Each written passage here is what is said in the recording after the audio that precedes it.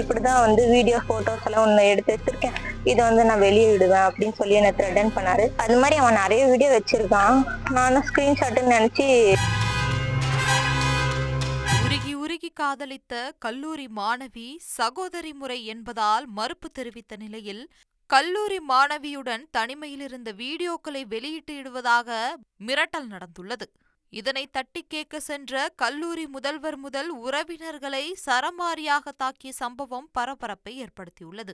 ஏற்கனவே கிருஷ்ணகிரி அனைத்து மகளிர் காவல் நிலையத்தில் புகார் அளித்த நிலையில் முறையாக விசாரணை செய்து நடவடிக்கை எடுக்காததே காதலன் வீடியோ வெளியிட்டு மிரட்டியதற்கு காரணம் என பாதிக்கப்பட்ட கல்லூரி மாணவி குற்றம் சாட்டியுள்ளார். நான் செகண்ட் இயர் MBA பண்ணிட்டு இருக்கேன். நான் மேட்டுப்புலியூர்ல துரைன்ற அவங்க வீட்டுக்கு போனேன். எங்க ரிலேட்டிவ் அவங்க பையன் சந்துரு வந்து அவங்க கிட்ட நான் ஃப்ரெண்ட்லியா பேசிட்டு இருந்தேன்.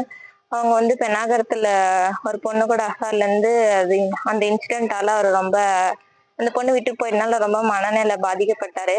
அவருக்கு ஆறுதலா சொல்ல போய் பேச போய் நாங்க 2 பேரும் பேசி ஃப்ரெண்ட்லியா இருந்தது எங்களுக்குள்ள லவ்வா மாறிச்சு. நாங்க நல்லாதான் பேசிட்டு இருந்தோம். அவர் போன் நான் யூஸ் பண்ணுவேன், என் போன் அவர் யூஸ் பண்ணுவாரு. நாங்க 2 பேரும் தனிமையா இருக்கும்போது போட்டோஸ் வீடியோஸ் எடுத்துக்கிட்டதெல்லாம் அவங்க சேவ் பண்ணி வச்சிருக்காங்க. என்கிட்ட இந்த கான்டாக்ட்ல இந்த நம்பரு, என்னோட ஃப்ரெண்டோட என்னோட இன்ஸ்டால இந்த ஐடியில இந்த என்னோட மொத்த ஐடி மெம்பர்ஸையும் ஃபாலோ பண்ணி வச்சுக்கிட்டாரு அவரும்.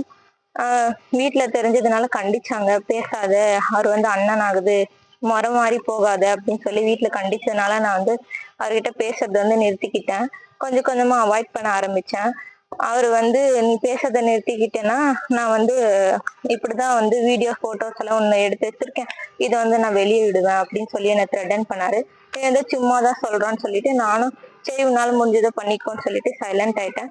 அப்புறம் பார்த்தா நிஜமாலேயே அவன் வந்து என்ன வீடியோ எல்லாம் எடுத்து வச்சிருக்கான். அது ஃபர்ஸ்ட் ஸ்கிரீன்ஷாட்டா வந்து ஃப்ரெண்ட்ஸ்க்கெல்லாம் அமிச்சு அவ பேசலன்னா இப்படிதான் நான் அனுப்புவேன்னு சொன்னான். சரி ஏதோ மாஃபிங் தான் போல இருக்குது, ஸ்கிரீன்ஷாட்ல எடுத்து வச்சு மாஃப் பண்ணிருக்கா அப்படின்னு சொல்லி நானும் விட்டுட்டேன். ஆனா பார்த்தா அது 20 மினிட்ஸ் கிளிப் மாதிரி இருக்குது. அது மாதிரி அவன் நிறைய வீடியோ வச்சிருக்கான். நானும் ஸ்கிரீன்ஷாட்னு நினைச்சு கிருஷ்ணகிரி அனைத்து மகளிர் மன்றத்துல நான் போயிட்டு கம்ப்ளைண்ட் கொடுத்தேன். அவங்க வந்து 2 பக்கமும் கூப்பிட்டு காம்ப்ரமைஸ் பண்ணி எங்ககிட்ட லெட்டர் வாங்கி எழுதி கொடுத்துட்டு போங்க, அவன் இதுக்கு மேல அந்த மாதிரி பண்ண மாட்டேன்னு சொல்லிட்டான், நீங்களும் எழுதி கொடுத்துட்டு போயிருங்க அப்படின்னு சொல்லிட்டு என் போனையும் அவன் போனையும் வாங்கி ஃபிளாஷ் பண்ணி கொடுத்து அனுப்பிச்சிட்டாங்க. அவன் போன் ஃபிளாஷ் பண்ணி கொடுத்து அனுப்பிச்சிட்டாங்கன்னு சொல்லிட்டு நானும் சரி இதுக்கு மேல இந்த பிரச்சனை எதுவும் வராது, நான் போலீஸ் ஸ்டேஷன் வரையும் போய் காம்ப்ரமைஸ் ஆயிட்டோமே அப்படின்னு சொல்லிட்டு நாங்களும் வந்துட்டோம் சைலண்டா. ஆனா பார்த்தா அவன் லேப்டாப்ல எல்லாம் இது வச்சிருந்திருக்கான், இது தெரியல எனக்கு. அவன் திரும்பியும் 1 வாரம் கழிச்சு ஃப்ரெண்ட் சர்க்கிள்ல என் அப்பா அம்மா வீட்டுக்கு எங்க வீட்டுல இருக்கவங்க எல்லாருக்கும் வீடியோவா வந்து சென்ட் பண்ண ஆரம்பிச்சான். நாங்க இத அவங்க வீட்டுல இருக்க அவங்க அக்கா கிட்டயும் அவங்க அம்மா கிட்டயும் நம்ம சொன்னோம். அவங்க வந்து நாங்க பேசி பாக்குறோம் அப்படின்னு சொன்னாங்க. அவங்க பேசி சரி கண்ட்ரோல் பண்ணிப்பாங்கன்னு சொல்லி நாங்க எவ்வளவோ ட்ரை பண்ணோம்.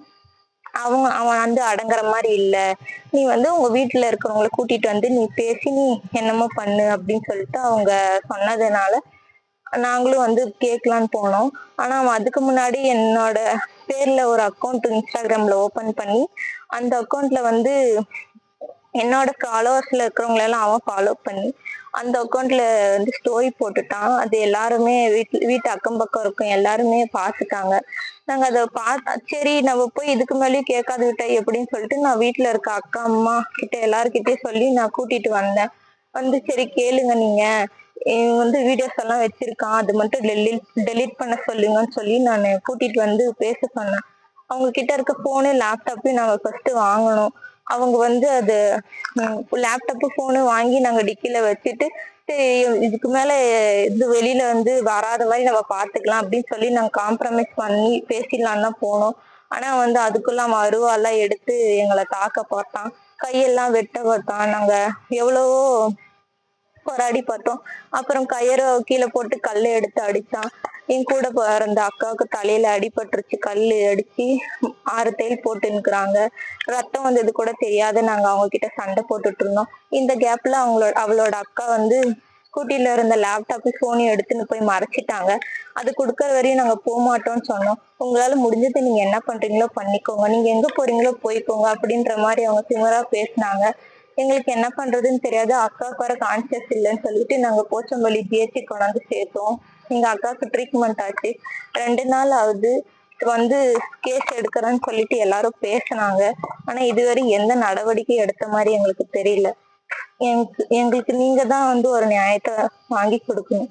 ட்ரெண்ட ஃப்ரெண்ட் ஆக்கிக்கோங்க. தந்தி டிவியின் சப்ஸ்கிரைபர்ஸ் அண்ட் ஃபாலோவர்ஸ் குடும்பத்துல நீங்களும் இணையுங்க.